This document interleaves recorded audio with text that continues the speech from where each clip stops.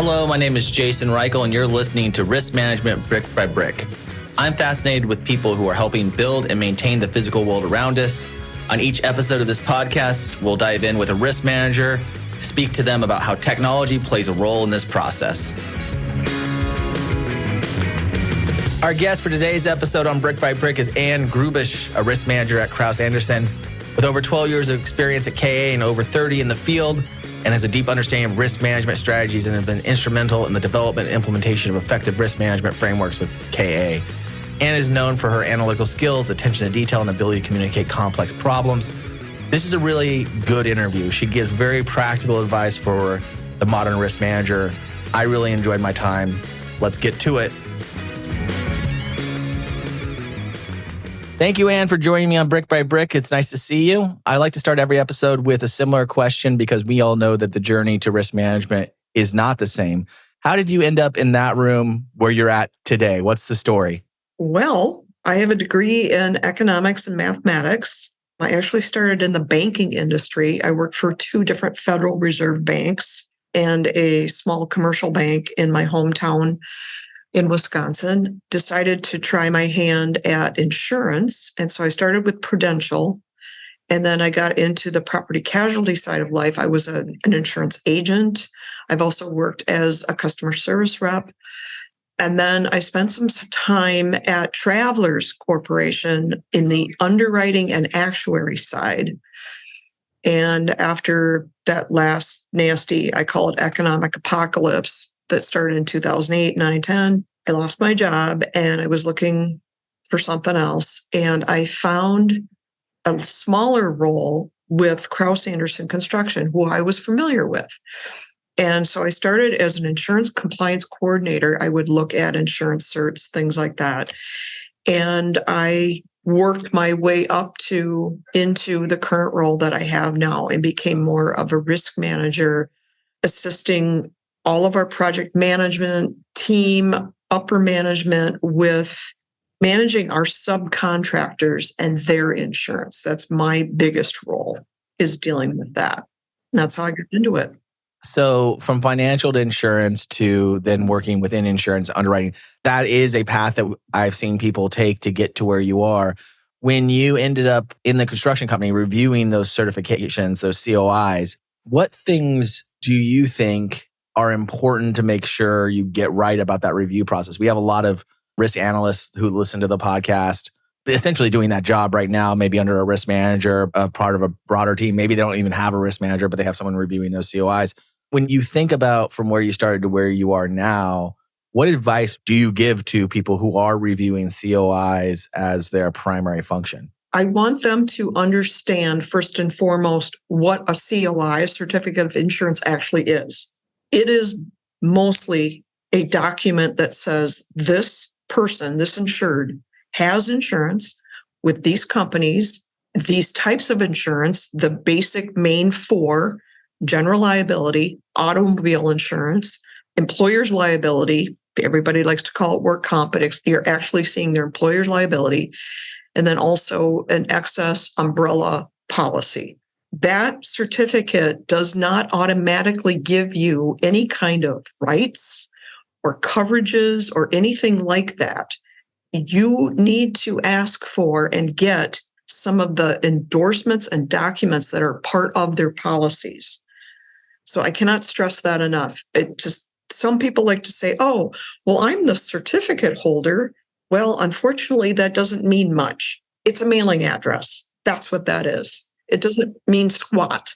You have to look at the first 2 parts of the top of a cert. It'll tell you that in writing.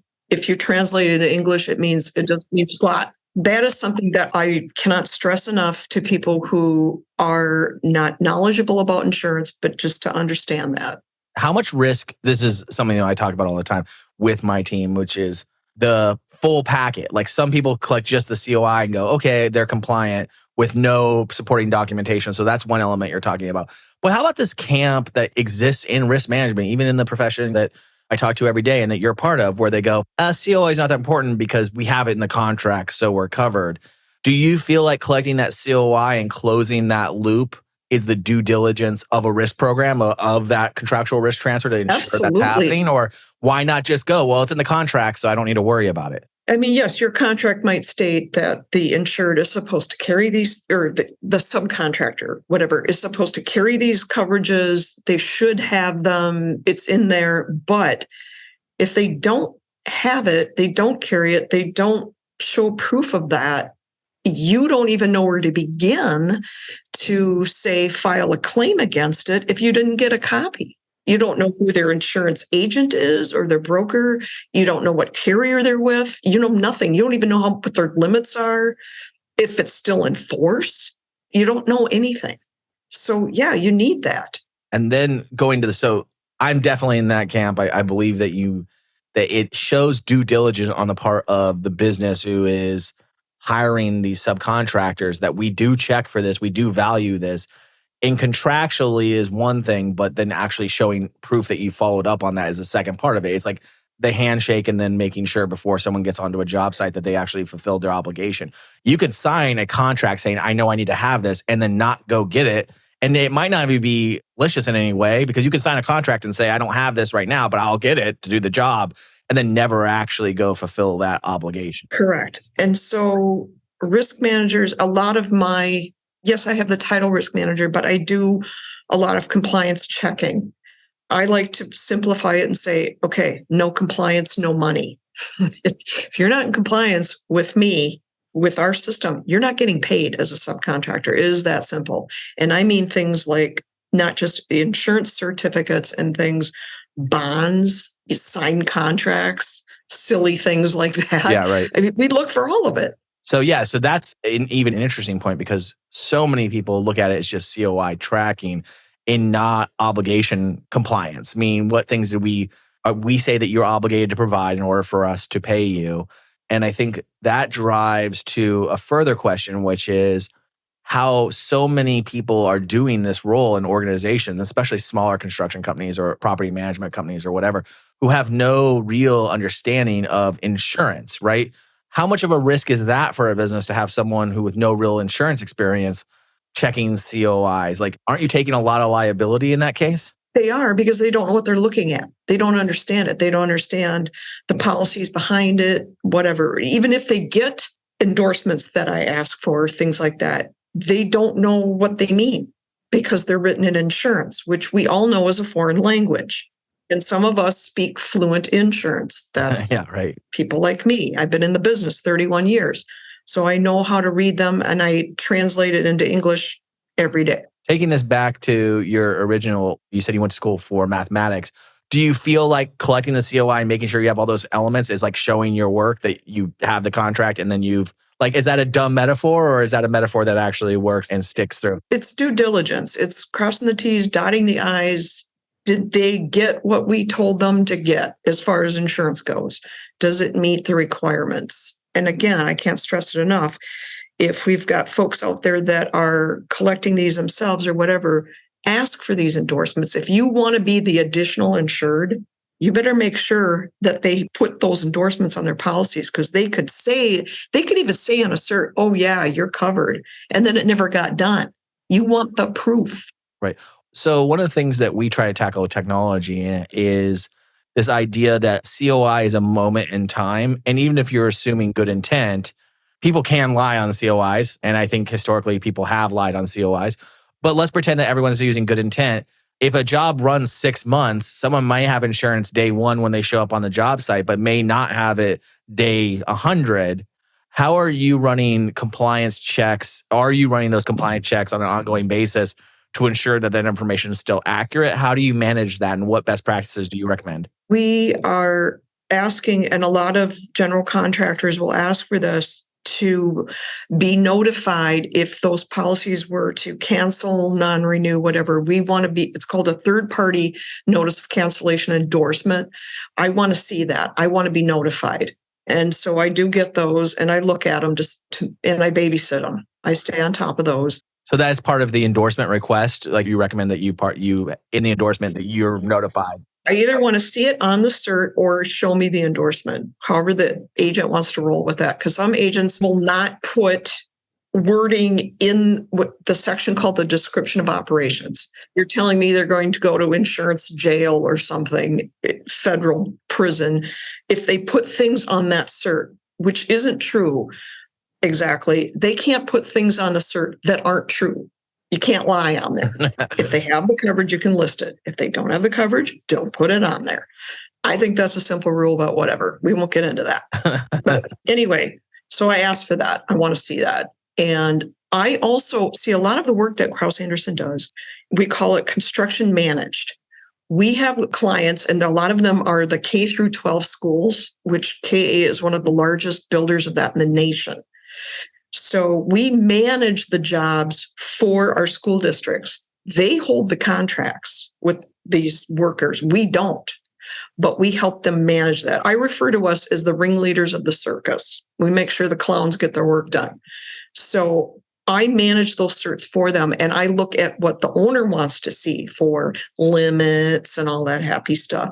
Make sure they come to me. We manage that. And if they're expired. Is that a consultative process? Like if you're working with a school district and you think, wow, this is not normal what they're requesting, this is lower or higher, are you giving that feedback as part of that risk management program? I am not, because that's a slippery legal slope. I see. We don't want to be giving them that advice, because if we gave them bad advice, they can come gunning after us and say, hey, you told us to do this and that didn't work out and blah, blah, blah. And we're coming after you to help pay for the bill. Yeah. Okay. So that makes sense to me. So when they're doing this, I want to go back to endorsements for a second. So I know you're managing on behalf of a client, but for those who are working within a company, maybe where they're managing for the company that they actually work for only, I find so many people don't have a view of all the endorsements they've accepted or all the acceptance that they've done over time. Like we all know it's like a risk appetite. Some organizations are willing to take on more risk or say that they're willing to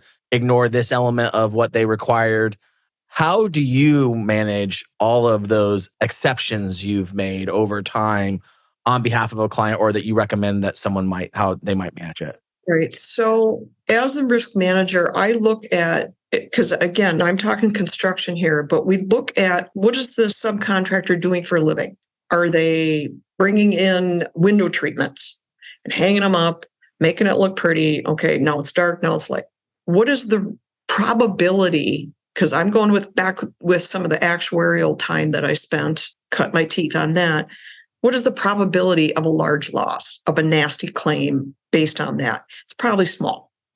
Now we have the HVAC, the mechanical workers, and the probability of something going south there is a lot bigger, and it could be nasty.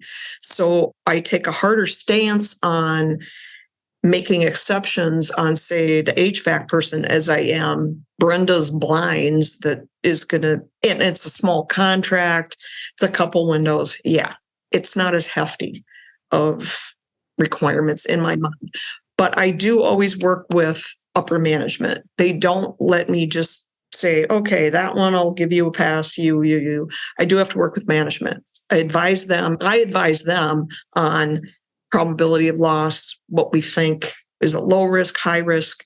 And I've had to earn that trust working here. And after 12 years in the business, I can say that they take my word for it. So it's kind of cool.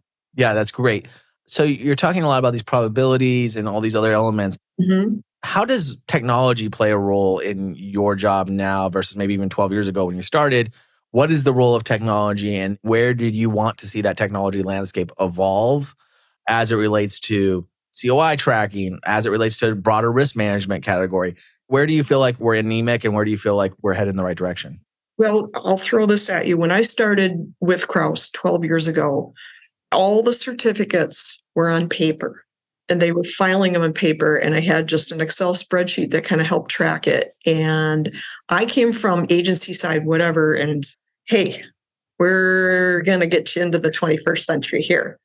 So I started a new program with scanning and storing things that way. And then we got a better agency management system, technology, that had a better way of managing, storing, updating the expiration dates, policies, things like that. Yeah, that played a huge part it's vital. It's absolutely vital because you could go crazy trying to do it any old school kind of way. Yeah, so technology is very important. I know that some firms have gone to outfits where they use AI to scan documents to decide, hey, this is good, this isn't, whatever. They have me, and I'm still looking at them because I'm the human. I'm reading it. I'm going, okay, that's good. That isn't. No, yes, no, yes. But yeah, it's going to be important. And someday, 11 years from now or whenever, when I retire, Kraus-Anderson might go that way and say, okay, we're going to do certs a different way. We don't have an Anne anymore, so let's do this. As a person who runs a company who has extraction tools, who has AI, I will tell you that the human reviewing that and also telling the system what is allowed and what isn't and flagging that, it still comes down to a business decision a human has to make. Yes. And so a lot of these technologies that try to extract the human element from this misses that without some risk, we wouldn't have any business. And so it has to come down to a business decision, right? And everything we do is risky. And so it's presenting that information where I think segmentation, technology can be good at that. I don't think that in this industry specifically, technology should play an automated role of automating the person out of that factor, because it's that factor, that human factor, that experience you have, the probability experience you have, that really allows one business to be better at risk management than another business, right? And yes, technology should back up that stuff. I would love to download your brain and be like, for your system, you think this is going to be okay, but Anne, is it really? Like, that is, I think, a good use of technology. I think technology went a little too crazy in the early 2010s of like, well, we're going to disrupt this whole industry and we're going to replace all these people with automation. And that's just not really how this business is done. It's a human to human business. Even if you classify people into, these guys are both plumbers, these two plumbers are not the same, right? Like, and their track record and their experience are not the same. And so those are all decisions that have to be made or should be made, in my opinion, at a human level. Yeah, you still need a human to analyze. By the way, I jokingly say my parents named me Anne for a reason because I analyze everything. I analyze. Yeah, you need some eyeballs and you need some common sense too. The AI works in this box and doesn't morph around it or change and whatever. And sometimes a human has to do that. One of the things that I am trying to advocate with this podcast and in general is the idea of the modern risk manager, the risk managers that are coming up today and are coming into a world where technology already exists. They don't remember that everything used to be done in files, right? Old school things, yeah. How do you transfer your knowledge to that new generation? What are the processes that you think are critical in order to really bring up that generation appropriately? Yeah, it'd almost be like a mentorship thing. If a younger person is serious about, and I think they should consider the insurance industry, there's going to be openings because I'm the last year of the baby boomers, 64. We're going to start to retire. And it's a good field to be in. Your insurance is not going away. We will always need it. It's there for a reason. It helps pay for catastrophic problems, and it's a lawsuit-happy world we live in, and that's not going away. So yeah, find a mentor, reach out. We're out there on LinkedIn. I'd be happy to. If somebody reached out to me and said, hey, I would like to learn more about it, yeah, sit down, whatever. Take some classes. They can do that and then they can bring their ideas about the strong technology background that they have because they've been doing it since practically birth, bring that in and morph the changes. Yeah, I really think it's a partnership in that sense. It's been the thing that risk managers are most concerned about, which is that the talent pool of young risk analysts coming in or risk managers coming up are not really there across the board, even though insurance is a industry that's a little bit, doesn't really matter what the economy is doing outside there. It's a good industry to be in for lots of reasons, and it pays well. And it's really interesting. Like, it pays to be curious, right? It pays to have cross-disciplinary experience, like you mentioned. You ask questions, whether you're a broker, whether you're an actuary, whether you're an underwriter, whether you're a risk manager, you're asking questions, you're digging into stuff. Sometimes almost a detective. I love that. Yeah, that's how I always think about it. That's what's appealed to me about it, is like, it's people who are drawn to it are naturally curious. They're naturally analyzers. And that's been so exciting. When I first got into this industry, coming from technology, pure technology, it didn't seem that interesting, to be quite honest. It seemed like, how could this be interesting? And then when I got into it and then started to understand how curious these people were and the questions, and the fundamental problem of risk management in this whole industry is you have to be creating the opportunity for the businesses to be successful at the same time as protecting the business. That's a yin-yang situation, right? Yes. Everything matters. Every decision you make matters, which so many jobs that's not the case for. Right. You can't stop them from, don't do this job, don't do this business. I mean, there has to be a balance there. Yeah, it's a fine line, but yeah, I get it. My last question, I guess, is how do risk managers, because even traditional risk managers have been doing the job a long time. If you ask some of their project managers, some have a reputation of like, oh, if it's over in that department, they're going to slow down the project. How do you mitigate and become an ally to the other departments as someone they rely on versus someone that's slowing down the process? I think the key it has been for me, because I wasn't as familiar with the construction industry. I was familiar with lots of different lines of insurance, but not necessarily construction industry, is to get to know the industry that you're in, that you're managing as well as you can. Get to know a day in the life of the project managers, what they're dealing with, these acronyms and unusual phrases that they were throwing at me. Here's a funny one. They were dealing with something called micropiles. Okay, yeah. I'm picturing, back then I had a Pomeranian dog. I'm picturing my yard full of micropiles, fun ones. Yes. Okay, I got it. Yes. That's not, they laughed. Okay, and that's not really what a micropile is. It's something else that they use to help level a building. Oh, okay. So get to know what these things are. And then you can think about, okay, what is the probability of a bad claim? Because that goes south. What, besides the main 4 insurances that I talked about, sometimes they need to provide pollution insurance. Ooh, there's a fun topic. Or contractors' professional insurance, which they hate to buy and it costs a lot of money, but goddamn glad they have it when it's there. So get to know your industry. Get to know a day in the life of the accountants and what they're dealing with, my PMs. That has helped me out a ton. I think all the advice you gave today is so valuable. It all centers around 2 thematic themes that I see, which is like understand your role and your job and those relationships within that, and then use this outside. Like the thing I love about risk management is it's both an internal and an external job. You have to be tied into what is the risk that this might happen. Maybe it's never even happened at this organization, but I can't just use my organization as the template. I have to understand this outside thing and trying to bring those 2 forces together. And I think you've outlined a beautiful way of thinking about both of those as being equally important. Yes. And a little nugget I'm going to throw out there, because you mentioned kind of who your audience is here. I cannot stress this enough. Read the freaking contracts, RTFC. You can use another word for the F in there. I don't care. We will. Yeah. Read the contracts, please. Read the contracts. I'm going to go Judge Judy on you. It's in the 4 corners. Read them, because I get a lot of that. These subcontractors, they'll just sign away, DocuSign, okay.